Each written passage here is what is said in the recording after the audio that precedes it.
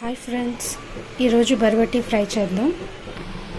First oil వేసుకొని oil కొంచెం heat అయిన తర్వాత అందులో పోపులు వేసుకుందాం. ఆవాలు కొంచెం చిటపటలాడిన తర్వాత ఇందులో కొంచెం మినప్పప్పు మరియు శనగపప్పు వేసుకుందాం. కొంచెం జీలకర్ర, ఎండుమిర్చి, కరివేపాకు, వెల్లుల్లిపాయ,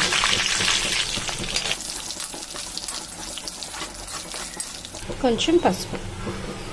పోపు కొంచెం ఫ్రై అయిన తర్వాత ముందుగా కడిగి పెట్టుకున్న బర్బటీ వేద్దాం.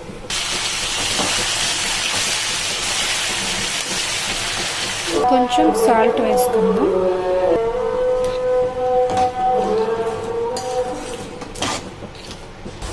ఒక పెడదాం. మూత పెట్టిన తర్వాత 10 minutes లో ఫ్లేమ్లో పెట్టాలి. తర్వాత చూద్దాం. ఇందులో కొంచెం రెడ్ చిల్లీ పౌడర్ వేద్దాం.